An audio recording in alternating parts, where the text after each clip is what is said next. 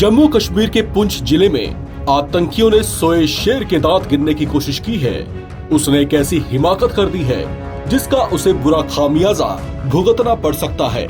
पुंछ में भारतीय वायुसेना के काफिले को निशाना बनाते हुए पहले से घात लगाए बैठे आतंकियों ने एक बड़े हमले को अंजाम दिया, जिसके बाद कायरों की तरह वे वहां से भाग निकले। अचानक हुए इस हमले में कॉनवॉय के कई वाहन बुलेट से छलनी हो गए।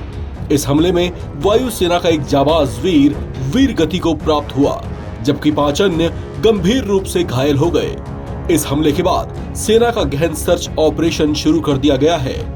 रक्षा मंत्री राजनाथ सिंह ने इस हमले के बाद बड़े नपे-तुले अंदाज में ही ऐसी गुस्ताखी करने वालों को आंख दिखा दी है। कहा जा रहा है कि उनके इस मौन के पीछे कोई बड़ा तूफान छिपा हो सकता है। भारत में लोकसभा चुनाव के बीच हुए इस हमले के पीछे पाकिस्तान की साजिश बताई जा रही है, जबकि उसके मंत्री इन दिनों जानबूझकर ऐसे बयान देते नजर आ रहे हैं, जिसे लेकर कहा जा रहा है कि वे भारत में चुनाव को प्रभावित करना चाहते हैं। दरअसल पाकिस्तान के पूर्व मंत्री चौधरी फवाद हुसैन, जो 2019 में पुलवामा आतंकी हमले में पाकिस्तान का हाथ होने का दावा कर अचानक सुर्खियों में आ गए थे, उन्होंने राहुल गांधी के भाषण के एक अंश को राहुल ऑन फायर कैप्शन के साथ सोशल मीडिया पर पोस्ट किया, जिस पर बीजेपी की ओर से बेहद कड़ी प्रतिक्रिया सामने आई है। पाकिस्तानी नेता के राहुल गांधी की तारीफ पर केंद्रीय रक्षा मंत्री राजनाथ सिंह ने सवाल खड़े किए हैं। उन्होंने कहा कि पाकिस्तान के पूर्व मंत्री चौधरी फवाद हुसैन का राहुल गांधी की तारीफ करना बड़ी चिंता की बात है। इसे गंभीरता से लेते हुए उन्होंने कांग्रेस से स्पष्टीकरण की भी मांग की है। राजनाथ सिंह ने कहा कि भारत को अस्थिर करने वाला देश राहुल गांधी की तारीफ कर रहा है, इस पर कांग्रेस को सफाई पेश करनी चाहिए।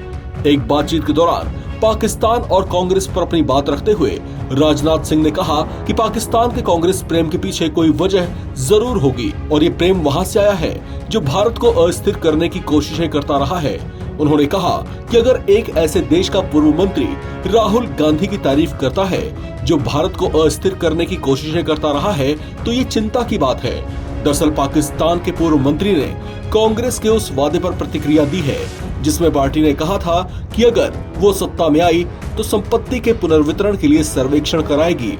इस पर राजनाथ सिंह ने कहा कि कांग्रेस जिस तरीके से संपत्ति का पुनर्वितरण करना चाहती है, उससे अर्थव्यवस्था बर्बाद हो जाएगी। रक्षा मंत्री ने कहा कि ये तारीफ ऐसे व्यक्ति ने की है जिसने मंत्री पद पर रहते हुए भारत में आतंकवादी हमले में पाकिस्तान सरकार का हाथ होने की बात स्वीकार की थी। इस खबर में फिलहाल इतना ही। बाकी अपडेट्स के लिए आप बने रहें एनबीटी ऑनलाइन के साथ।